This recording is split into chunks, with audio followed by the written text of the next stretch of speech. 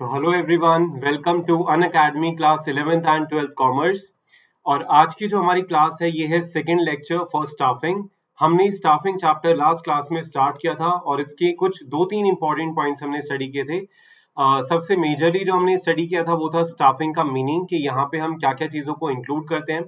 इसके बाद हमने ये देखा था कि भाई स्टाफिंग और ह्यूमन रिसोर्स मैनेजमेंट किस तरह से सिमिलर है या फिर किस तरह से डिफरेंट है। मतलब कि अगर हम बात करते हैं स्टाफिंग और ह्यूमन रिसोर्स मैनेजमेंट, तो वो एक ही चीज है या फिर अलग अलग चीज है। तो ये हमने मीनिंग पढ़ा था उस दोनों चीजों का। इसके अलावा हमने स्टेप्स पढ़े थे। ठीक है, स्टाफिंग का स्टेप्स पढ़ना हमने स्टार्ट किया था, जिसमें से हमने 5 स्टेप्स पढ़ लिए थे। बाकी के 3 स्टेप्स हमारे रहते हैं।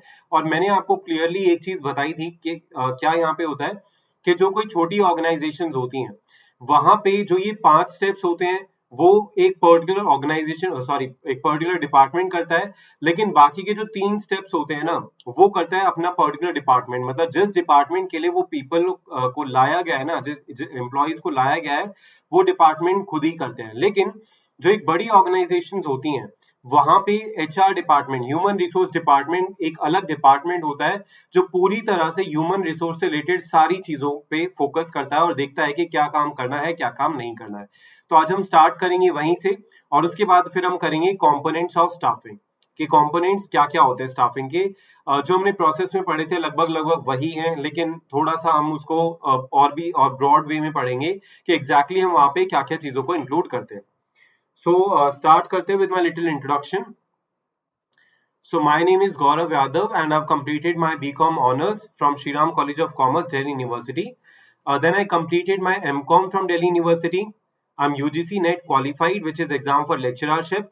I have 5+ years of teaching experience and I scored 95% marks in my class 12 CBSE boards examinations. इसके बाद मैं आपको बता देता हूँ अनअकैडमी लर्निंग ऐप के बारे में। सो अनअकैडमी लर्निंग ऐप आपको डाउनलोड करना है फ्रॉम ऐप स्टोर और प्ले स्टोर, वटेवर जो भी डिवाइस आप यूज करते हो उसके अकॉर्डिंग। सो ये आपको डाउनलोड करके क्या करना है, अनअकैडमी लर्निंग ऐप डाउनलोड करके आपको मेरा प्रोफाइल सर्च करना है। ठीक है, मेरा प्रोफाइल आप सर्च करोगे गौरव यादव के नाम से, तो आपको मेरा प्रोफाइल वहां पे मिलेगा और मुझे कर लेना है फॉलो। ठीक है, सो वहां पे हमारी स्पेशल क्लासेस भी हैं। ठीक है, स्पेशल क्लासेस फाइनेंशियल मैनेजमेंट की क्लासेस जिसने अभी तक अटेंड नहीं करी है वो आप अटेंड कर सकते हो।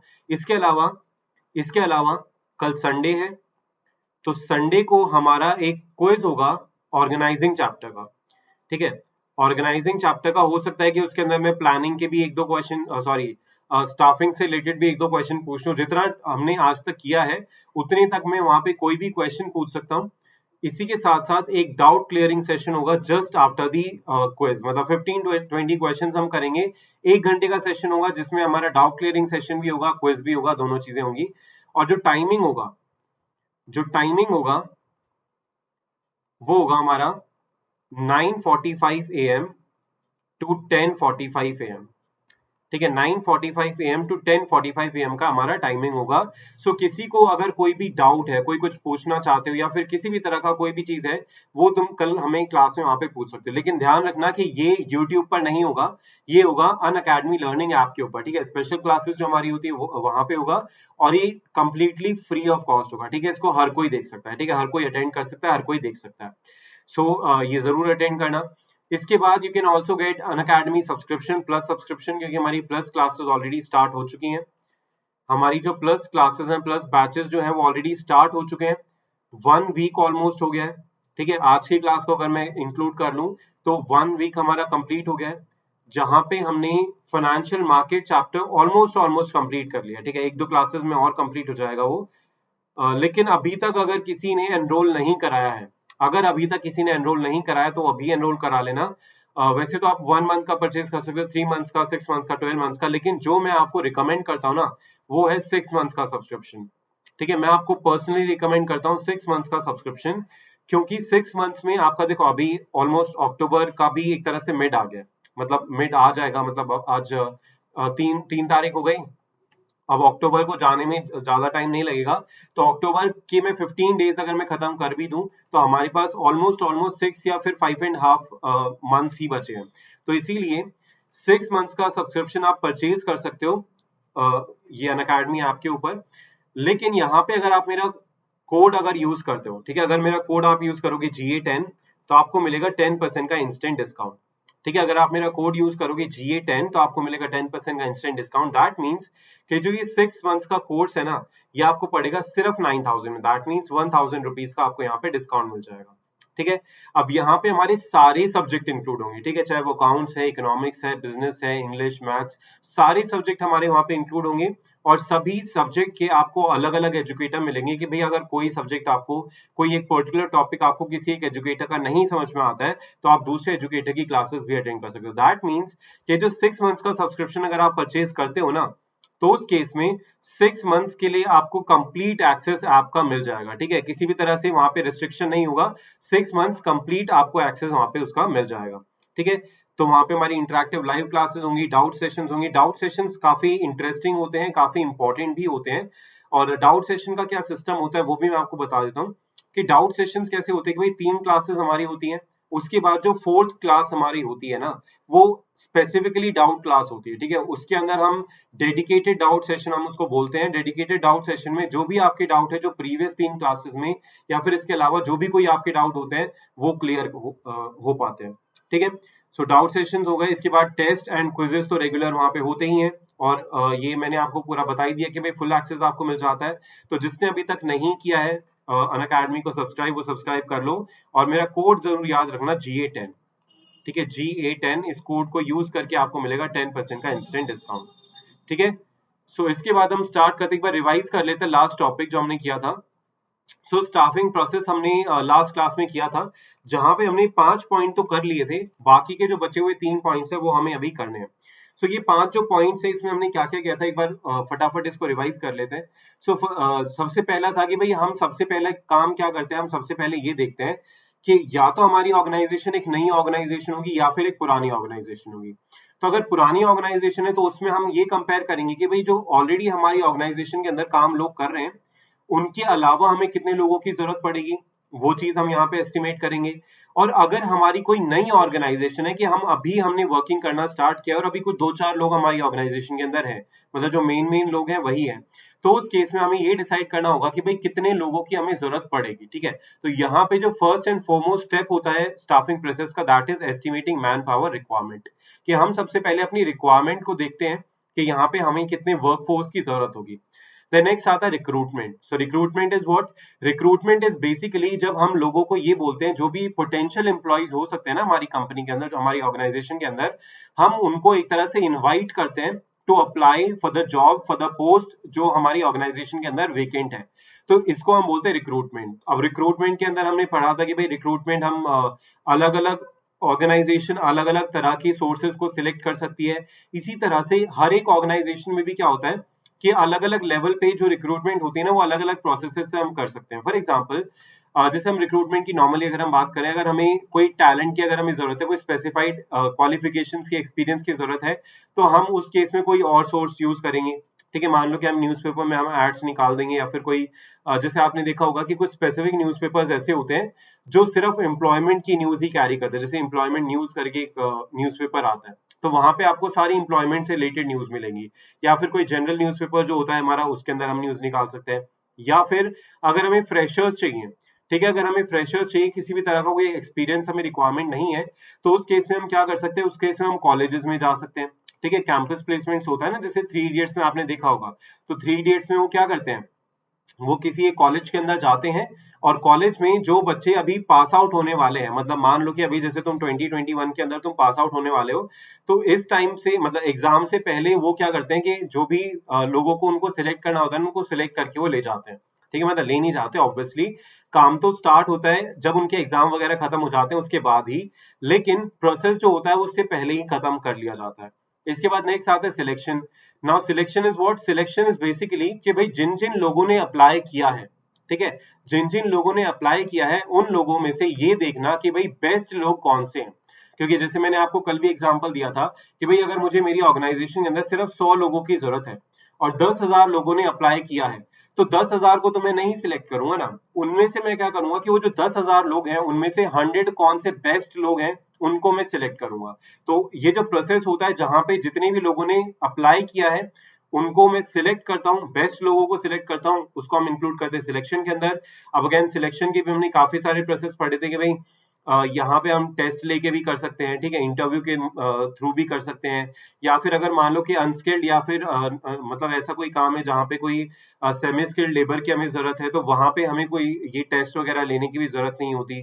तो ये अगेन सिलेक्शन का जो प्रोसेस होगा वो अगेन डिपेंड करता है कि हमें किस पोस्ट के लिए पर्सन चाहिए, ठीक है। देन नेक्स्ट आता है placement and orientation. Now placement is what? Placement is basically actual starting of work, ठीक है, कि भाई एक बार किसी पर्सन ने अप्लाई किया, उसको हमने सिलेक्ट कर लिया। अब सिलेक्ट करने के बाद जब हम उसको एक्चुअल में काम स्टार्ट करने के लिए बोलेंगे, so that is known as placement, ठीक है। So placement means actual starting of work. And orientation क्या होता है? ओरिएंटेशन का मतलब होता है जहां पे हम अपना जो न्यू एम्प्लॉय होता है ना, जो हमारे न्यू एम्प्लॉय है, उसको बाकी के एम्प्लॉयज जो भी ऑर्गेनाइजेशन के अंदर है उनसे थोड़ी बहुत जान पहचान कराते हैं, इंट्रोडक्शन कराते हैं, और जो भी हमारी ऑर्गेनाइजेशन के रूल्स हैं, पॉलिसीज हैं, गाइडलाइंस हैं, वो उनको बताते हैं कि भाई आपको इस गाइडलाइंस के अंदर रह के ही काम करना है। तो ये सारी चीजें हम इंक्लूड करते हैं ओरिएंटेशन के अंदर, ठीक है। फिर इसके बाद हमारे पास आता है training and development. So training and development के अंदर हमने बोला था कि भाई अगर किसी भी तरह की ट्रेनिंग की जरूरत है, मान लो कि हमने फ्रेशर्स को अपॉइंट किया है, हमने किसी कॉलेज के अंदर जाके हमने फ्रेशर्स को अपॉइंट किया है, तो उस केस में हमें उनको ट्रेनिंग भी प्रोवाइड करनी होगी कि भाई जो भी अभी तक तुमने थियोरिटिकल चीजें पढ़ी थी ना, अभी ये उसके जैसा नहीं होने वाला है, ये काफी डिफरेंट होने वाला, जो ये तुम्हारा एक्सपीरियंस है ये काफी डिफरेंट होगा। तो उनको ये ट्रेनिंग प्रोवाइड करना कि भाई एक्चुअल में काम कैसे होता है, वो सारी चीजें हम इंक्लूड करते हैं ट्रेनिंग एंड डेवलपमेंट में। इसके साथ साथ मैंने तुम्हें ये भी बताया था कि भाई training and development is not just important for organisation point of view, ये पर्सन के लिए भी इंपॉर्टेंट होता है, जो एम्प्लॉय है ना, ये इसके लिए भी इंपॉर्टेंट होता है कि भाई उसके लॉन्ग टर्म प्रोस्पेक्ट्स के अंदर वो चीजें को ऐड करता है, ठीक है। तो इसलिए हमारे पास नेक्स्ट जो टॉपिक आता है, नेक्स्ट जो हमारे पास स्टेप आता है वो आता है ट्रेनिंग एंड डेवलपमेंट। तो अगर हम ये 5 स्टेप की बात करें, तो ये जो हमारी छोटी ऑर्गेनाइजेशन होती है वहां पे ये जो 5 स्टेप्स होते हैं ना, वहीं तक किए जाते हैं। बाकी के जो आगे के 3 स्टेप्स होंगे ना, वो अपने अलग अलग डिपार्टमेंट खुद ही करते हैं। लेकिन जो बड़ी ऑर्गेनाइजेशन होती है वहां पे बाकी के जो 3 स्टेप्स हैं वो भी एक सेपरेट डिपार्टमेंट करता है, जिसको हम बोलते हैं ह्यूमन रिसोर्स डिपार्टमेंट, ठीक है, जो पूरी तरह से ह्यूमन रिसोर्स के अंदर डील करता है। सो वो कौन कौन से पॉइंट होते हैं वो हम देख लेते हैं। सो सबसे पहला यहाँ पे आता है परफॉर्मेंस अप्रेजल, ठीक है, performance appraisal. So performance appraisal का मतलब बहुत सिंपल सी बात है, यहाँ पे हम क्या करते हैं, यहाँ पे जो भी एम्प्लॉय है उनकी परफॉर्मेंस को हम इवैल्यूएट करते हैं, ठीक है। हम यहाँ पे क्या कर रहे हैं, इवैल्यूएशन इवैल्यूएशन ऑफ परफॉर्मेंस, ठीक है, इवैल्यूएशन ऑफ परफॉर्मेंस, कि भाई जो भी एक एम्प्लॉय काम करता है ना, उसकी परफॉर्मेंस को हम टाइम टू टाइम इवैल्यूएट करते हैं। अब ये जो इवैल्यूएशन होगा वो दो चीजों के अकॉर्डिंग हो सकता है, ठीक है। ये जो इवैल्यूएशन होगा ना, ये दो चीजों के अकॉर्डिंग हो सकता है, दो बेंचमार्क या फिर दो स्टैंडर्ड्स के अकॉर्डिंग हो सकता है, कि भाई या तो हम उसकी पास्ट परफॉर्मेंस जो है, ठीक है, जो उस एम्प्लॉय की पास्ट परफॉर्मेंस है उसके अकॉर्डिंगली कंपेयर करें, कि भाई पिछले महीने आपने इतना प्रोडक्शन किया था, या फिर पिछले महीने आपने इतना प्रॉफिट जनरेट किया था, इतना रेवेन्यू जनरेट किया था, तो हम पास्ट परफॉर्मेंस के हिसाब से भी उसको इवैल्यूएट कर सकते हैं। या फिर जो हमारे सेट स्टैंडर्ड्स है, ठीक है, हमारे ऑर्गेनाइजेशन के अंदर एक कुछ सेट स्टैंडर्ड्स होते हैं कि भाई आपको एक महीने के अंदर इतना काम तो करना ही करना पड़ेगा। तो इसीलिए हमारे जो सेट स्टैंडर्ड्स होते हैं, जो हम ऑलरेडी बना के रखते हैं, उसके बेसिस पे भी हम जो परफॉर्मेंस होती है एम्प्लॉय की उसको इवैल्यूएट कर सकते हैं, ठीक है। अब इसके लिए अब देखो, अगर हम ये जो स्टैंडर्ड के अकॉर्डिंग अगर हम उसको कर रहे हैं, तो उसके लिए हम ये भी बोलते हैं कि भाई जो एम्प्लॉयज होते हैं ना, जो एम्प्लॉयज होते हैं, they must know about the standards, ठीक है, employees must know about the standards, know about the standards. For example मान लो कि जैसे मान लो कि तुम्हारा कोई स्कूल में एग्जाम हुआ, ठीक है, स्कूल में कोई एग्जाम हुआ। अब तुम्हें पता है कि भाई पासिंग परसेंट अगर 100 मार्क्स का पेपर हुआ ना, तो 33% मार्क्स जो है वो डेफिनेटली तुम्हारे आने चाहिए पास करने के लिए। तो वो स्टैंडर्ड है जो तुम्हें पता है। अब मान लो कि तुम किसी ऐसे स्कूल में जाते हो, या फिर मान लो कि कॉलेजेस की अगर मैं बात करूं, तो कॉलेजेस में क्या होता है कि वहां पे बहुत सारी यूनिवर्सिटीज ऐसी होती है जहां पे 40% मार्क्स होते हैं, ठीक है। जो पासिंग परसेंटेज होती है ना वो 40% होती है। दैट मीन्स कि अगर आपकी 40% से कम है ना, मान लो 39 मार्क्स है, अगर 100 में से अगर आपके 39 मार्क्स है, तो आपको फेल माना जाता है।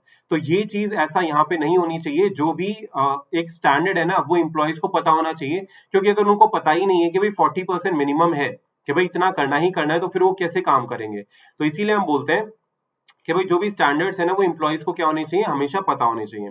तो यहाँ पे हम तीन तीन पार्ट्स के अंदर बेसिकली ये पूरे प्रोसेस को हम डिवाइड कर सकते हैं, कि फर्स्ट जो होता है वो होता है डिफाइनिंग द जॉब।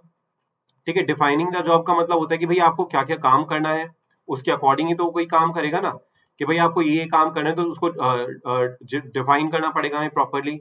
इसके बाद appraising the performance, appraising the performance कि भाई उसकी परफॉर्मेंस को क्या करना है, फिर हमें अप्रेज करना है कि जिस भी तरह से उसने परफॉर्म किया है, बेशक वो पास परफॉर्मेंस के अकॉर्डिंग है चाहे सेट स्टैंडर्ड्स के अकॉर्डिंग है, हमें उसको अप्रेज करना होगा। और उसके बाद फाइनली हमें क्या करना पड़ेगा कि अगर हमें कोई ऐसी चीजें लगती है कि भाई कोई कमी है, ठीक है, अगर कोई कमी है तो ये चीज उसको फीडबैक भी हमें देना पड़ेगा।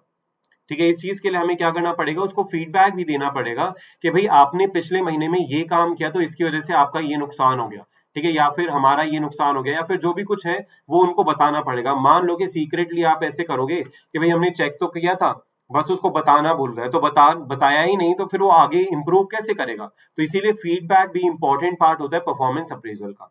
ठीक है, इसके बाद नेक्स्ट हमारे पास आता है promotion and career planning. Promotion and career planning, so promotion and career planning क्या होता है कि भाई यहाँ पे हम क्या करते हैं कि जो भी एम्प्लॉय ने ज्वाइन किया है, जिस लेवल से उसको हमने ऑर्गेनाइजेशन के अंदर ज्वाइन कराया था, वो अगर उसी लेवल पे रह जाएगा तो उस केस में उसका क्या बेनिफिट होगा। मतलब ऑर्गेनाइजेशन का तो हमने बोला था कि भाई ऑर्गेनाइजेशन में क्या होता है कि यहाँ पे हम बोलते हैं भाई पहले सर्वाइवल फिर प्रॉफिट फिर ग्रोथ। लेकिन अगर हम अपने जो ह्यूमन रिसोर्स है उसकी इस नीड को अगर हम मतलब नजरअंदाज कर दें तो फिर ऑर्गेनाइजेशन ज्यादा दिनों के लिए काम नहीं कर पाएगी, क्योंकि अगर हम उसको अगर प्रमोशन नहीं देंगे, अगर हमारी जो ऑर्गेनाइजेशन है, अगर हमारी ऑर्गेनाइजेशन एम्प्लॉय को अपॉर्चुनिटी प्रोवाइड नहीं करेगी बढ़ने की, तो वो किसी और ऑर्गेनाइजेशन को भी ज्वाइन कर सकता है। तो इसीलिए यहाँ पे प्रमोशन एंड करियर प्लानिंग जो होता है वो दोनों के लिए इंपॉर्टेंट है। ठीक है, ऑर्गेनाइजेशन के लिए तो इंपॉर्टेंट है ही, लेकिन साथ ही साथ में एम्प्लॉय के लिए भी इंपॉर्टेंट होता है, क्योंकि भाई एक ही जगह पे हम कब तक रहेंगे ना, एक ही जगह पर हम कब तक रहेंगे। तो इसीलिए जो भी हमारा पोटेंशियल है, जो भी हमारा पोटेंशियल है उसको रियलाइज करने के लिए, मतलब एम्प्लॉयज का जो पोटेंशियल है उसको रियलाइज करने के लिए, उसको फुल यूटिलाइज करने के लिए जो प्रमोशन होता है और करियर प्लानिंग जो होता है ना, वो काफी इंपॉर्टेंट स्टेप होता है। ठीक है, तो ये हमारा हो गया। इसके बाद फाइनली हमारा आता है कॉम्पेंसेशन। कॉम्पेंसेशन मीन्स कि भाई जो भी एम्प्लॉय हमारी ऑर्गेनाइजेशन के अंदर काम कर रहा है ना, उसको उसके बदले में क्या प्राइस मिल रहा है। दैट मीन्स कॉम्पेंसेशन का बेसिक मतलब क्या होता है, price paid for the work. ठीक है, price paid for the work, कि जो भी एक एम्प्लॉय ने काम किया, जो भी एक एम्प्लॉय ने काम किया उसके बदले में उसको क्या प्राइस मिला, ठीक है, क्या उसको वैल्यू क्रिएट हुई, तो उसको हम बोलते हैं कॉम्पनसेशन। अब ये जो कॉम्पनसेशन होता है ना, इसके अंदर हम बहुत सारी चीजें इंक्लूड करते हैं बेसिकली। तो अगर मैं इसको डिवाइड करूं तो दो पार्ट के बीच में इसको मैं डिवाइड कर सकता हूँ। कॉम्पनसेशन को मैं दो पार्ट के बीच में डिवाइड कर सकता हूँ, दो पार्ट के अंदर डिवाइड कर सकता हूँ। एक तो होता है हमारा टाइम बेस्ड पे, टाइम बेस्ड कॉम्पनसेशन, और दूसरा हमारा होता है यहाँ पे क्या, दूसरा हमारा होता है परफॉर्मेंस बेस्ड कॉम्पेंसेशन। ठीक है, परफॉर्मेंस बेस्ड कॉम्पेंसेशन। सो टाइम बेस्ड जैसे क्लियरली समझ में आ रहा है कि भाई टाइम बेस्ड मतलब कि भाई कोई सैलरी है, ठीक है, कोई वेजेस हैं, कोई इंसेंटिव्स है, ठीक है, इस तरह की जो चीजें हैं, ठीक है, ये सारी चीजें हम इंक्लूड करते हैं टाइम बेस्ड कॉम्पेंसेशन के अंदर। जो हमारा फिक्स पीरियड होता है कि भाई या तो हम जैसे इंडिया में अगर हम बात करें तो इंडिया में या तो हम डेली पेमेंट करते हैं, जो लेबर्स होते हैं उनको हम डेली पेमेंट करते हैं, और जो ऑफिसेज में काम करते हैं उनको मंथली पेमेंट की जाती है। तो अगेन यहाँ पे कंपनी की पॉलिसीज के ऊपर डिपेंड करता है कि वो मंथली पेमेंट करनी चाहती है या फिर वो डेली पेमेंट करना चाहती है या फिर वीकली पेमेंट करना चाहती है, कैसे पेमेंट करना चाहती है वो उनका पूरा डिसाइडेड होगा पहले से ही। वो again company to company differ करता है। दूसरा परफॉर्मेंस बेस्ड की अगर मैं बात करूं तो परफॉर्मेंस बेस्ड का मतलब है कि भाई जो भी एक पर्सन परफॉर्म करता है उसके अकॉर्डिंगली उसको पेमेंट जो दी जाएगी। फॉर एग्जांपल इसके अंदर हम बोनस इंक्लूड कर सकते हैं, ठीक है, बोनस इंक्लूड कर सकते हैं। इसके अलावा जैसे काफी सारी कंपनीज होती हैं जो क्या करती है कि भाई आपको फैमिली ट्रिप पे भेज देती हैं, कि भाई हर साल क्या करेंगे कि हर हर साल आपको अगर आपने अच्छा परफॉर्म किया तो टॉप 10 एम्प्लॉइज को हम सिलेक्ट करेंगे और उनको यूरोप के ट्रिप पे हम भेजेंगे। ठीक है, तो इस तरह की भी कोई परफॉर्मेंस बेस्ड कॉम्पनसेशन हो सकता है। तो ये सारी चीजें हमें यहाँ पे अच्छी तरह से डिसाइड करनी होगी, टोटली डिपेंड करता है on the basis of work done by the employee. ठीक है, भाई किस पोस्ट के ऊपर काम कर रहा है। टाइम बेस्ड अगर हम कॉम्पनसेशन की बात करें तो टाइम बेस्ड कॉम्पनसेशन भी तो उसी चीज के ऊपर डिपेंड करेगा ना कि भाई वो कौन सी पोस्ट पे काम कर रहा है। अगर वो छोटी पोस्ट के ऊपर काम कर रहा है तो उसके अकॉर्डिंगली उसको पेमेंट करी जाएगी, अगर वो थोड़ी बड़ी पोस्ट पे काम कर रहा है तो उसके अकॉर्डिंगली पेमेंट करी जाएगी। Performance based and time based, ये दोनों चीजों के अकॉर्डिंग हम यहाँ पे क्या करेंगे, उसको पेमेंट करेंगे। साथ ही साथ में हमें क्या ध्यान रखना पड़ेगा, कुछ लीगल फ्रेमवर्क होता है, ठीक है, लीगल फ्रेमवर्क होता है, लीगल लॉज होते हैं कुछ, ठीक है, उसके अकॉर्डिंग भी हमें पेमेंट करनी पड़ती है। जैसे मिनिमम वेजेस एक्ट है, ठीक है, इंडिया के अंदर अगर हम बात करें तो मिनिमम वेजेस एक्ट है या पेमेंट ऑफ बोनस एक्ट है। तो वो सारे जो एक्ट्स हैं, जो भी लॉज हैं, उनको भी हमें ध्यान रखना पड़ता है। साथ ही साथ में एक ऑर्गेनाइजेशन के भी कुछ रूल्स होते हैं, ठीक है, ऑर्गेनाइजेशन के भी कुछ लॉज होते हैं, कुछ रेगुलेशंस होते हैं, उनको ध्यान में रखते हुए भी ये कॉम्पनसेशन जो है वो डिसाइड उनको करना पड़ता है, ठीक है। सो ये सारी चीजें हो गई। अब यहाँ पे इसके अलावा इसके अंदर हम और भी 2-3 चीजें इंक्लूड कर सकते हैं भाई, जैसे इंश्योरेंस वगैरह हो गया, या फिर हम इसके अंदर बोल सकते हैं कि हमने उनको कोई रहने के लिए घर दे दिया, या फिर उनको आने जाने का खर्चा दे दिया, या फिर हम उनके लंच के लिए हम पे कर देते हैं। तो ये सारी चीजें हम टाइम बेस्ड के अंदर ही इंक्लूड करते हैं। परफॉर्मेंस बेस्ड एक अलग चीज होती है जो परफॉर्मेंस के ऊपर ही डिपेंड करता है, ठीक है। सो ये हो गया हमारा स्टाफिंग प्रोसेस, ठीक है, सिंपल था, क्लियर था। अब इसके बाद हमारे पास नेक्स्ट आता है कंपोनेंट्स ऑफ स्टाफिंग प्रोसेस, कि अब यहाँ पे हम कौन कौन से हमारे कंपोनेंट्स को हम इंक्लूड करते हैं, कि भाई क्या क्या पार्ट होता है स्टाफिंग प्रोसेस का, जो हम यहाँ पे डिस्कस करने वाले हैं। सो बेसिकली 3 पार्ट होते हैं, ठीक है, बेसिकली यहाँ पे 3 पार्ट होते हैं। क्या क्या? रिक्रूटमेंट, सिलेक्शन एंड ट्रेनिंग, ठीक है, रिक्रूटमेंट, सिलेक्शन एंड ट्रेनिंग। सो वैसे तो हम ब्रॉडली तो इसको पढ़ ही सकते, सॉरी, इसको हम वैसे इनका आइडिया तो हमें मिल ही चुका है कि भाई रिक्रूटमेंट एक्चुअली क्या होता है, सिलेक्शन एक्चुअली क्या होता है, ट्रेनिंग का मतलब क्या होता है। अब हम इनके बारे में बहुत ही ज्यादा डीप में स्टडी करेंगे। भाई रिक्रूटमेंट का मतलब तो हमने पढ़ लिया, लेकिन रिक्रूटमेंट कितनी तरह की हो सकती है, कैसे कैसे हो सकती है, कहाँ से हम कर सकते हैं, ये सारी चीजें हम करेंगे अब यहाँ पे, ठीक है। सो सबसे पहले हम रिक्रूटमेंट करते हैं स्टार्ट। सो रिक्रूटमेंट का मतलब जैसे हम ऑलरेडी डिस्कस कर भी चुके हैं कि यहाँ पे रिक्रूटमेंट का मतलब क्या होता है, कि जो भी एक पोटेंशियल एम्प्लॉय है, ठीक है, जो पोटेंशियल एम्प्लॉय है, जो ऑर्गेनाइजेशन के अंदर काम करेगा, उसको हम इनवाइट करते हैं, ठीक है, उसको हम क्या करते हैं, उसको हम इनवाइट करते हैं टू अप्लाई, क्योंकि अगर मान लो कि मैं पोटेंशियल एम्प्लॉय तो हूं, मान लो कि कोई एक ऑर्गेनाइजेशन कोई रिक्रूटमेंट निकालती है, वो बोलती है कि भाई जो भी जिस भी पर्सन ने एमकॉम किया हुआ है, बीकॉम किया हुआ है ना, वो अप्लाई कर सकते हो, ठीक है। तो अब अगर मैं अप्लाई नहीं करूंगा तो फिर मैं रिक्रूटमेंट का पार्ट थोड़ी रहूंगा। तो रिक्रूटमेंट का पार्ट हम तभी बनेंगे जब हम अप्लाई करेंगे। तो इसीलिए हम उनको इन्विटेशन देते हैं अप्लाई करने के लिए, कि आप क्या करो, अप्लाई करो, और अप्लाई करने के बाद फिर वो जो बाकी के प्रोसेस होते हैं उनको देखते हैं। लेकिन सबसे पहला और इंपॉर्टेंट जो स्टेप होता है रिक्रूटमेंट का, वो यही होता है कि भाई पोटेंशियल एम्प्लॉयज को हम इनवाइट करते हैं एप्लीकेशन भेजने के लिए, ठीक है। सो देखो यहाँ पे हमने क्या लिखा हुआ है। So recruitment refers to the process of finding possible candidates for a job or a function. It has been defined as the process of searching for prospective employees and stimulating them to apply for job in an organization. So ये हो गया हमारा recruitment का मतलब, ठीक है, simple recruitment का मतलब हो गया। अब यहाँ पे देखो, ये जो रिक्रूटमेंट होगा, ये अगेन यहाँ पे हमें कुछ स्पेसिफिक चीजें डिसाइड करनी पड़ेंगी, जैसे कि भाई क्वालिफिकेशन हम कितना रखना चाहते हैं, या फिर एक्सपीरियंस हम कितना रखना चाहते हैं, किस एक्सपर्टीज का जो पर्सन है वो अप्लाई कर सकता है, ये सारी चीजें हम यहाँ पे रखेंगे। देन इसके बाद हम यहाँ पे ये भी एनालाइज करेंगे कि हमारे पास कौन कौन से वेरियस सोर्सेज अवेलेबल है, ठीक है, वेरियस सोर्सेज हमारे पास यहाँ पे कौन कौन से अवेलेबल है, ठीक है, कि भाई अगर हम किसी पर्सन को अपनी ऑर्गेनाइजेशन के अंदर लेके आ रहे हैं, तो कौन कौन से सोर्सेज पॉसिबल हो सकते हैं जहां से मैं रिक्रूटमेंट कर सकता हूं, तो वो होगा। फिर उसके बाद ये जो पॉसिबल सोर्सेज है, इनको मैं एनालाइज करूंगा कि भाई अगर मुझे मान लो कि अगर मुझे फ्रेशर्स को रिक्रूट करना है, तो उस केस में मैं अगर किसी कॉलेज के अंदर जाऊं तो वो भी ठीक रहेगा, ठीक है, उसमें कोई प्रॉब्लम नहीं है। लेकिन अगर वहीं पे अगर मुझे अपनी कंपनी के लिए सीईओ को अपॉइंट करना है, अगर मुझे अपनी कंपनी के लिए सीईओ को रिक्रूट करना है, तो फिर मैं कॉलेज के अंदर जाके नहीं कर सकता, क्योंकि उस केस में मुझे क्या चाहिए, क्वालिफिकेशन अच्छी चाहिए, ठीक है। इसके अलावा मुझे वहां पे क्या चाहिए, एक्सपीरियंस चाहिए, एक्सपर्टीज चाहिए, जो हमें कॉलेजेस के अंदर नहीं मिलेगा। तो इसीलिए एनालाइज करना होगा और उसके बाद सिलेक्शन करना होगा एक सोर्स का, ठीक है, एक सोर्स का हमें सिलेक्शन करना होगा कि भाई जो भी हमने एनालिसिस किया उसके अकॉर्डिंगली हम क्या करेंगे, सोर्सेज को सिलेक्ट करेंगे।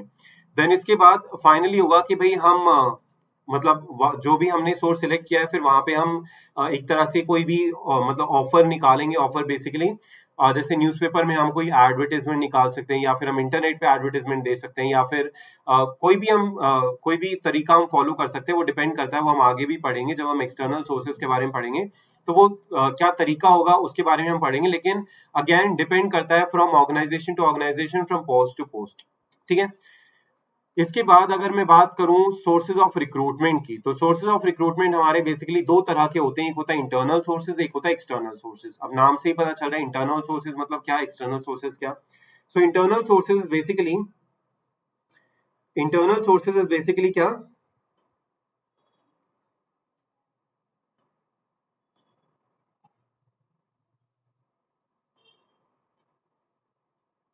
Alright, alright. So internal sources में क्या होता है कि जब हम जो भी हमें मैन पावर की रिक्वायरमेंट है, ठीक है, जो भी वर्कफोर्स की हमें रिक्वायरमेंट है, जो भी एम्प्लॉइज की हमें रिक्वायरमेंट है, वो हम जब इंटरनली हम उनको रिक्रूट करते हैं, मतलब ऑर्गेनाइजेशन के अंदर वो लोग पहले से ही मौजूद हैं, हम उन्हीं को क्या करते हैं, हम उन्हीं को इधर से उधर, उधर से इधर अगर सेंड करते हैं, तो वो होता है इंटरनल सोर्सेज। ठीक है, इंटरनल सोर्सेज ऑफ रिक्रूटमेंट। और अगर हम एक्सटर्नल सोर्सेज की बात करें, तो एक्सटर्नल सोर्सेज काफी सिंपल है कि भाई बाहर से हम कोई भी सोर्स प्रेफर कर रहे हैं, कि हम कॉलेजेस में जा रहे हैं या फिर कहीं कोई भी हो सकता है। ठीक है, एक्सटर्नल में बहुत सारे सोर्सेज होंगे जो हम पढ़ेंगे, लेकिन इंटरनल में क्या होता है, इंटरनल में हम दो ही सोर्सेज को इंक्लूड करते हैं। ठीक है, इंटरनल में हम क्या करते हैं, दो ही सोर्सेज को इंक्लूड करते हैं। सबसे पहला जो होता है वो होता है ट्रांसफर्स। नाउ ट्रांसफर्स का मतलब क्या होता है, ट्रांसफर का बेसिकली मतलब होता है कि भाई मान लो कि किसी ऑर्गेनाइजेशन के अंदर मैं काम कर रहा हूँ एज अ फाइनेंस मैनेजर। ठीक है, किसी ऑर्गेनाइजेशन के अंदर मैं काम कर रहा हूँ फाइनेंस मैनेजर, और मैं फाइनेंस मैनेजर हूँ किस ब्रांच में, मान लो दिल्ली के ब्रांच में मैं फाइनेंस मैनेजर लगा हुआ हूँ। तो क्या हो सकता है कि एक पर्टिकुलर पॉइंट ऑफ टाइम के बाद, मान लो 5 साल बाद, 6 साल बाद, या जब भी किसी कंपनी को जरूरत लगेगी, तो वो क्या कर सकते हैं कि वो मुझे मान लो कि बॉम्बे वाली ब्रांच में शिफ्ट कर सकती है। ठीक है, लेकिन यहाँ पे एक चीज इंपॉर्टेंट जो है वो ये है, वो क्या है कि भाई जब हम ट्रांसफर्स की बात करते हैं ना, तो यहाँ पे हमारी जो रोल्स होती है, जो हमारी रिस्पॉन्सिबिलिटी होती है, जो हमारा पे होता है, कॉम्पनसेशन होता है ना, उसके अंदर कोई भी चेंजेस नहीं आते हैं। ठीक है, उसके अंदर किसी भी तरह के कोई भी चेंजेस नहीं आते हैं। हो सकता है कि थोड़ी बहुत रिस्पॉन्सिबिलिटी चेंज हो जाए, क्योंकि भाई बहुत सिंपल सी बात है कि अलग अलग जगह पे अलग अलग तरह के लोग होंगे। तो हो सकता है कि दिल्ली में मेरे मतलब जो भी लोग काम करते थे, वो सब काफी फ्रेंडली लोग थे। अगर मैं कहीं और जगह पे जा रहा हूँ तो उनके साथ थोड़ा सा घुलने मिलने में मुझे टाइम लगेगा, तो वो एक अलग चीज है। लेकिन अगर हम ऑर्गेनाइजेशनल वे में अगर हम रोल्स की रिस्पॉन्सिबिलिटीज की बात करें, तो कोई ज्यादा इफेक्ट यहाँ पे नहीं पड़ता। और बेसिकली अगर हम बात करें तो सैलरी के ऊपर तो बिल्कुल इफेक्ट नहीं पड़ता है। ठीक है, जो हमारा पेमेंट होता है सैलरी का, वो एग्जैक्टली सेम रहता है जो हमारा पहले होता था। ठीक है, तो ये जो ट्रांसफर होता है ना, इसको हम हॉरिजॉन्टल शिफ्टिंग भी बोलते हैं। ठीक है, इसको हम क्या बोलते हैं, इसको हम हॉरिजॉन्टल शिफ्टिंग भी बोलते हैं एम्प्लॉइज की, क्योंकि हम यहाँ पे क्या कर रहे हैं कि सेम लेवल पे हम शिफ्ट करते हैं। अगर मान लो कि यहाँ पे मैं अगर स्केलर चेन का एग्जांपल लूं, ठीक है, अगर मैं यहाँ पे स्केलर चेन का एग्जांपल लूं, तो स्केलर चेन में हमने पढ़ा था कि भाई ये टॉप लेवल पे है, देन बी इसका सबॉर्डिनेट है, देन सी सबॉर्डिनेट है, देन डी सबॉर्डिनेट है। ठीक है, इसके बाद देन ई हमारा सबॉर्डिनेट है ए का, देन एफ, एंड देन जी। तो यहाँ पे अगर मैं बी का ट्रांसफर करना चाहता हूँ, मान लो ई ने जॉब छोड़ दिया, ठीक है, तो अगर मैं मान लो कि बी का ट्रांसफर करना चाहता हूँ, तो मैं सिर्फ उसको इधर भेजूंगा। ठीक है, मतलब सेम लेवल पे हम उसको सेंड करेंगे। अगर सी का ट्रांसफर होगा या एफ का ट्रांसफर होगा, तो इन दोनों का इन दोनों जगह पे होगा। ठीक है, अगर डी और जी की बात करूं तो इन दोनों का आपस में हो सकता है ट्रांसफर। ठीक है, तो ट्रांसफर जो होता है ना, ट्रांसफर वो होता है सेम लेवल पे। ठीक है, सेम लेवल पे होता है जहां पे कोई रोल्स की रिस्पॉन्सिबिलिटी के अंदर कोई भी किसी भी तरह का चेंजेस नहीं आता है। ठीक है, so it involves shifting of an employee from one job to another, one department to another, or from one shift to another. ठीक है, without a substantive change in responsibility and status of the employee. तो यहाँ पे जो main चीज है वो यही है कि भाई स्टेटस के अंदर, रिस्पॉन्सिबिलिटी के अंदर कोई भी चेंज नहीं होता है, और साथ साथ it may lead to changes in duties and responsibility, working condition, but not necessarily salary। के जैसे मैंने बताया कि भाई ड्यूटी रिस्पॉन्सिबिलिटी के अंदर हो सकता है थोड़ा बहुत चेंज हो। ऐसा भी हो सकता है कि भाई मान लो कि किसी ऑर्गेनाइजेशन के अंदर मैं दिल्ली की ब्रांच के अंदर था, तो मैं था मान लो परचेज मैनेजर। अब हो सकता है कि मुझे किसी और ब्रांच के अंदर शिफ्ट करके मुझे प्रोडक्शन मैनेजर बना दिया जाए। ठीक है, तो ऐसा हो सकता है कि भाई रूल्स रिस्पॉन्सिबिलिटी के अंदर चेंजेस हो जाए, लेकिन डिग्री जो होगी ना, जो डिग्री होगी रूल्स की, जो ड्यूटीज की और जो रिस्पॉन्सिबिलिटीज की जो डिग्री होगी, वो ऑलमोस्ट वही रहेगी जो मेरी पहले थी। और अगर हम सैलरी की बात करें तो सैलरी तो बिल्कुल भी चेंज नहीं होगी। ठीक है, सो ये चीज यहाँ पे होता है ना। Transfer is a horizontal shifting of employees, ये काफी सिंपल सा है। इसके बाद जो नेक्स्ट हमारे पास आता है दैट इज प्रमोशंस।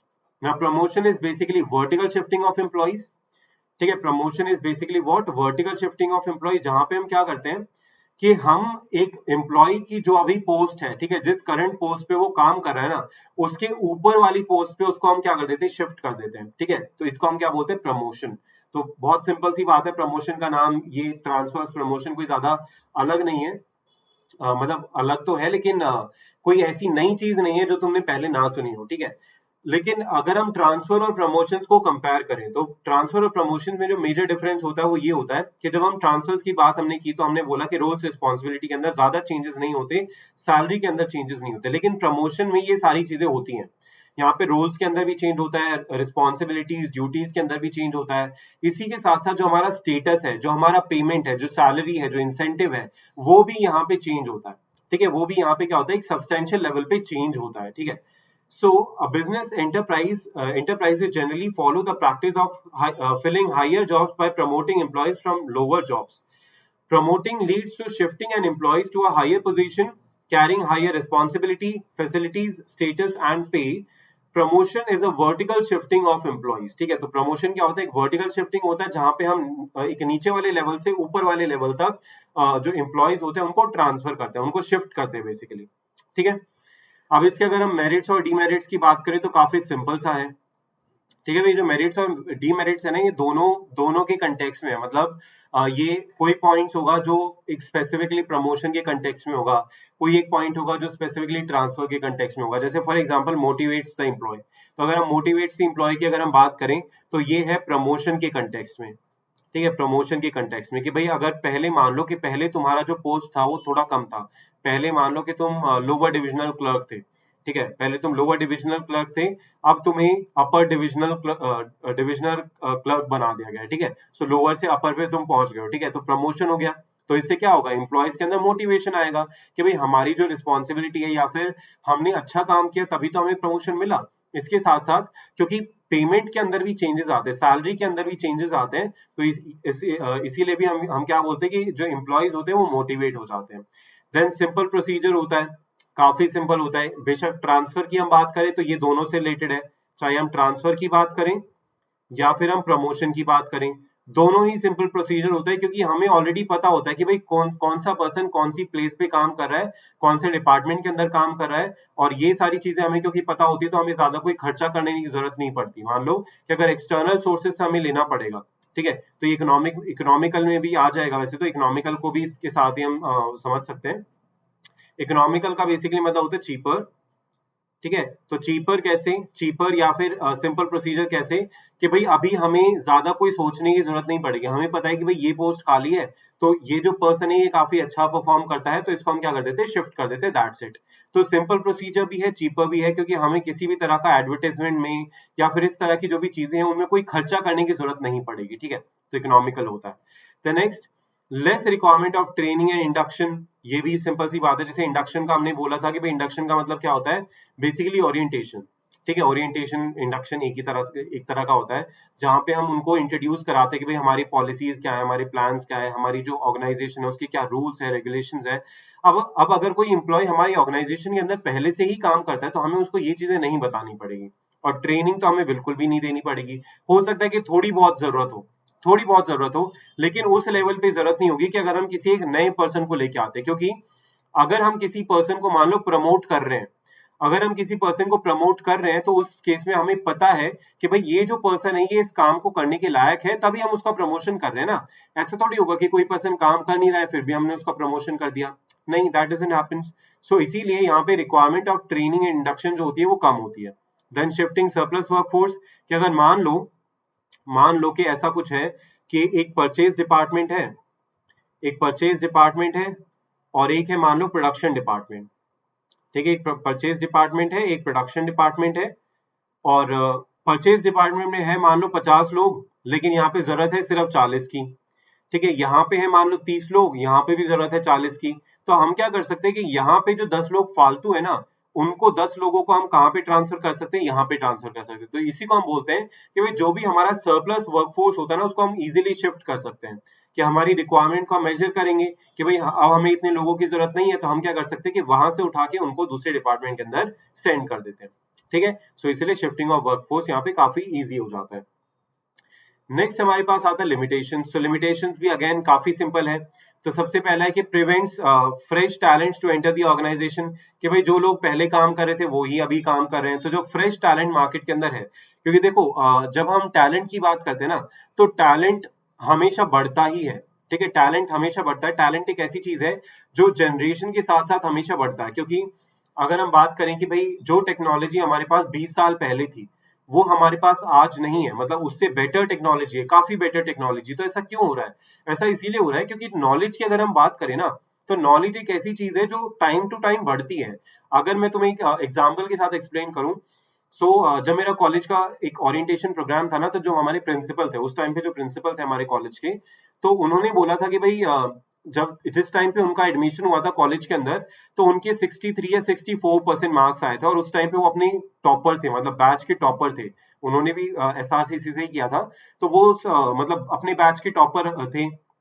और जिस टाइम पे हमने एडमिशन लिया था वहां पे मार्क्स थे 95, 96, 97, 100% मार्क्स भी थे। ठीक है, टॉपर्स जो थे सीबीएसई टॉपर्स, वो भी उसी कॉलेज में पढ़ रहे हैं जो 100 मार्क्स लेके आए, 99.9% मार्क्स लेके आए। तो ऐसा क्यों हो रहा है? वो इसीलिए हो रहा है क्योंकि नॉलेज जो होती है ना वो हमेशा बढ़ती रहती है। तो इसीलिए हम बोलते हैं कि जो फ्रेश टैलेंट है ना, वो एंटर करने से हम उसको प्रिवेंट करते हैं कि भाई जो लोग पहले काम कर रहे थे वही अभी लोग काम कर रहे हैं, इसके अलावा कोई नए लोग आ ही नहीं रहे हैं। तो इसीलिए हम बोलते हैं कि भाई ये जो इंटरनल सोर्सेज से जो भी हम रिक्रूटमेंट करते हैं, उससे फ्रेश टैलेंट अवॉइड होता है। हमारी ऑर्गेनाइजेशन उसको एक तरह से अपॉर्चुनिटी कॉस्ट जो होती है ना वो कंपैरेटिवली हायर होती है। The next employees become lethargic. Lethargic का मतलब होता है कि उनको पता होता है कि भाई यहाँ पे क्या होगा, कि हमें पता है कि भाई इतने पॉइंट ऑफ टाइम पीरियड के बाद हमें हमारा जो प्रमोशन है वो हो ही जाएगा। जैसे गवर्नमेंट एम्प्लॉयज के साथ ही जनरली होता है कि भाई अगर आपने 10 साल इस पोस्ट पे काम किया ना, तो 10 साल बाद आपका प्रमोशन हो ही जाएगा, चाहे आपने काम मतलब ठीक ठाक भी किया है ना तो भी हो जाएगा। तो उनको ये लगता है भाई प्रमोशन तो हो ही जाएगा ना, फिर काम करके फायदा क्या है। तो इसलिए लेथार्जिक का मतलब होता है कि वो काम करने को तैयार नहीं होते। ठीक है, वो थोड़ा सा लेजी हो जाते हैं बेसिकली। ठीक है, the next not suitable for new companies, के भाई जिस कंपनी ने अभी शुरुआत की है उसके पास अभी एग्जिस्टिंग एम्प्लॉयज ही नहीं है, तो वो कैसे मतलब दूसरे लोगों को कैसे मतलब सॉरी इंटरनल सोर्सेज से कैसे रिक्रूटमेंट कर सकती है? क्योंकि इंटरनल सोर्सेज से रिक्रूटमेंट करने के लिए पहले लोग होने चाहिए ना। अगर लोग ही नहीं है तो फिर क्या होगा? फिर पॉसिबल ही नहीं है। तो इसीलिए this is not suitable for new companies. Then reduces competition among employees, कि एम्प्लॉयज के अंदर से ना एक कंपटीशन खत्म हो जाता है। यहाँ पे हम या तो हम ट्रांसफर की बात कर लें या फिर हम प्रमोशन की बात कर लें, तो वहां पे क्या हो जाता है कि उनके अंदर से एक तरह से कंपटीशन खत्म होता है। कैसे? क्योंकि जैसे स्कूल में भी हमें कई बार ऐसे लगता है कि भाई हम जैसे एक टॉपर होता है क्लास का, ठीक है, क्लास का टॉपर होता है, तो हम हमेशा ये सोचते हैं कि भाई पढ़ाई चाहे कितनी भी कर लो इससे तो ज्यादा मार्क्स आने ही नहीं है। ठीक है, इस तरह की हमारी एक मेंटालिटी हो जाती है ना कि भाई कितनी भी पढ़ाई कर लो इससे इससे ज्यादा मार्क्स तो हमारे आने नहीं है, और क्योंकि सबसे ज्यादा मार्क्स इसी के आएंगे तो टॉपर तो यही बनेगा, हमारा कोई स्कोप ही नहीं है। तो इसीलिए इसी तरह से ऑर्गेनाइजेशन के अंदर भी होता है कि उनको ये लगता है कि भाई ये पर्सन तो भाई बहुत ही ज्यादा काम करता है, इससे इसको तो हम मैच ही नहीं कर सकते। ठीक है, इसको तो हम मैच ही नहीं कर सकते, तो इससे बेटर है कि अपना नॉर्मली काम करते रहो, क्योंकि अगर ज्यादा काम भी करेंगे तो भी प्रमोशन तो उसको मिलेगा ना, हमें क्या फायदा होगा। तो इसीलिए यहाँ पे कंपटीशन जो होता है वो रिड्यूस हो जाता है। इसी के साथ साथ दूसरा अगर हम इसमें केस माने तो वो ऐसे भी हो सकता है कि मान लो कि दो लोगों के बीच में कंपटीशन था। ठीक है, काफी टफ फाइट रहती थी, दोनों में से एक का प्रमोशन हो गया। ठीक है, दोनों में से एक का प्रमोशन हो गया या एक का ट्रांसफर हो गया। ठीक है, कहीं भी दूसरे डिपार्टमेंट में या कहीं पे भी उसका ट्रांसफर हो गया या प्रमोशन हो गया। तो अब जो बचा है, जो जो पर्सन वहां पे बचा हुआ है जिसका प्रमोशन नहीं हो पाया है, तो उसको ये लगेगा कि भाई अब तो मेरा कंपटीशन ही चला गया, अब मैं किससे कॉम्पीट करूं।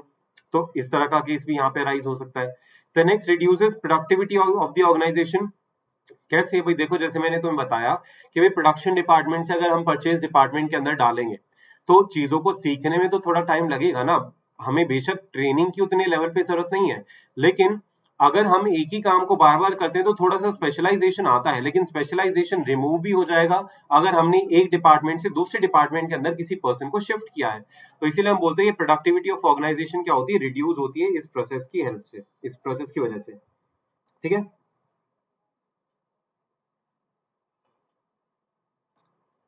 All right.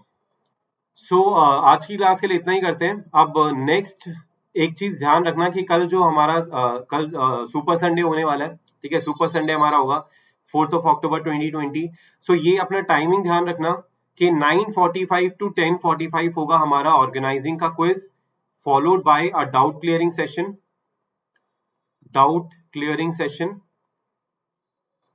ठीक है। और 3:30 to 5:45 प्लस सर आपकी क्लास लेंगे इकोनॉमिक्स की, जहां पे आपको बहुत सारी ऐसी चीजें सीखने को मिलेंगी जो शायद आप तक अभी तक आपने नहीं सीखी होंगी। तो इसीलिए ये क्लासेस दोनों जरूर अटेंड करना, एक 9:45 to 10:45 और एक 3:30 to 5:45, ठीक है। सो ये जरूर याद रखना, ठीक है, दोनों टाइम जरूर याद रखना और जरूर अटेंड करना इस क्लास को। इसके अलावा जिसने अगर हमारा टेलीग्राम चैनल अभी तक ज्वाइन नहीं किया है वो यूज कर सकते हो ये टेलीग्राम का लिंक, ठीक है, livedaily.me/commerce। तो अपने ब्राउजर को ओपन करना और सिंपली ये टाइप कर देना, ठीक है, सिंपली ये टाइप कर देना livedaily.me/commerce and you can join our Telegram channel, जहां पे मैं जितने भी हमारे नोट्स वगैरह होते हैं वो मैं पोस्ट कर दूंगा। इसके अलावा स्पेशल क्लासेस जो हमारी ऑलरेडी हो चुकी हैं, ठीक है, स्पेशल क्लासेस जो हमारी ऑलरेडी हो चुकी हैं फाइनेंशियल मैनेजमेंट की, वो अगर किसी ने अटेंड नहीं करी हैं तो वो आप अटेंड कर सकते हो अभी, ठीक है। फाइनेंशियल मैनेजमेंट की जो क्लासेस हैं वो अगर आपने अटेंड नहीं करी हैं तो वो आप अटेंड कर सकते हो। इसके अलावा कल क्विज होगा, तो कल क्विज जो होगा वो भी स्पेशल क्लास पे ही होगा, ठीक है, अनअकैडमी लर्निंग ऐप के ऊपर ही होगा, यूट्यूब के ऊपर नहीं होगा, मैं फिर से बोल रहा हूँ, ठीक है। तो इसीलिए जिसने अभी तक डाउनलोड नहीं किया अनअकैडमी लर्निंग ऐप वो डाउनलोड कर लो और वहां पे हमारा क्विज होगा। इसके बाद हमारा जो प्लस कोर्स है that is already been started, एक वीक कंप्लीट हो चुका है, तो जितना लेट करोगे उतना ही ज्यादा आपको लॉस होने वाला है। तो अभी तक अगर आपने एनरोल नहीं किया ना तो जल्दी से एनरोल करा लो, और एनरोलमेंट करने के लिए आपको जो कोड यूज करना है वो है GA10, ताकि आपको मिल जाए 10% का डिस्काउंट। सो 6 मंथ्स का सब्सक्रिप्शन आप परचेज कर सकते हो, ठीक है, 6 मंथ्स का सब्सक्रिप्शन आप परचेज कर सकते हो, जिसकी एक्चुअल कॉस्ट है 10,000 रुपीज। लेकिन अगर आप मेरा कोड यूज करेंगे GA10 तो आपको मिलेगा 10% का इंस्टेंट डिस्काउंट। दैट मींस ये कोर्स आपको पड़ेगा सिर्फ 9,000 में, जहां पे आपके सारे सब्जेक्ट्स इंक्लूडेड होंगे, ठीक है, accounts, economics, business, maths, accountancy, सारे सब्जेक्ट इंक्लूड होंगे वहां पे, ठीक है। सो आज की क्लास के लिए इतना ही रखते हैं। अगर किसी को कोई डाउट होता है आज की क्लास से रिलेटेड तो वो नेक्स्ट क्लास में पूछ सकते हो। वैसे तो टॉपिक काफी ज्यादा सिंपल थे, लेकिन स्टिल अगर किसी को कोई डाउट होता है तो वो नेक्स्ट क्लास में भी पूछ सकते हो, ठीक है, जो कल हमारा डाउट क्लियरिंग सेशन होगा अनअकैडमी लर्निंग ऐप के ऊपर, उसमें भी तुम पूछ सकते हो, या फिर जो मंडे को हमारी क्लास होगी वहां पे भी तुम उसको पूछ सकते हो, ठीक है। So thank you so much for joining in everyone, have a very good night, thank you.